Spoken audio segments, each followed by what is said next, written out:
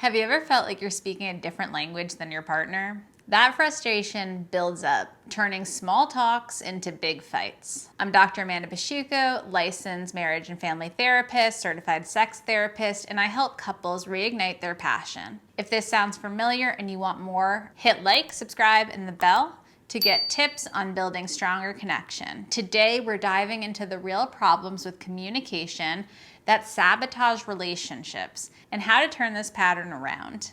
So why did these issues happen in the first place? As a sex therapist, I see how unresolved trauma sneaks into conversations, making simple exchanges explosive. Think about it. When past hurts like childhood neglect or a really bad breakup aren't addressed, they trigger defensive walls. You might begin to shut down an argument, or you might lash out without knowing why. This isn't bad listening, it's your brain protecting itself from what it perceives as a threat. In my practice, I help clients with this because we need to notice these patterns early. Especially men feel pressured to fix things right away, and that skips the emotional layer, worsening the divide. Recognizing these triggers is key, but let's talk about the everyday habits that make communication even tougher. Our daily routines amplify these problems. In a world of constant notifications, we're distracted now more than ever.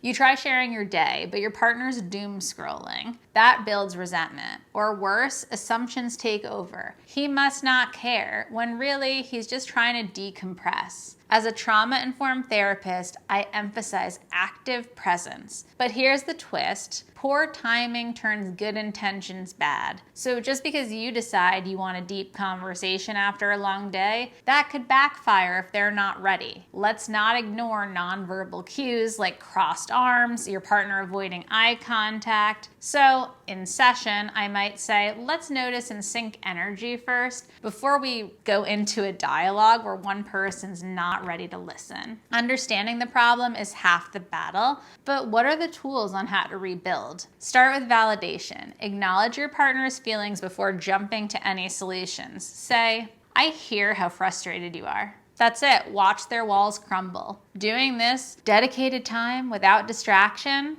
that helps people feel attuned to. These are trauma-sensitive type exercises like reflective listening, where you repeat back what you heard. It builds trust, especially connection through vulnerability. If you're having problems with communication, get the step-by-step guide of Connect.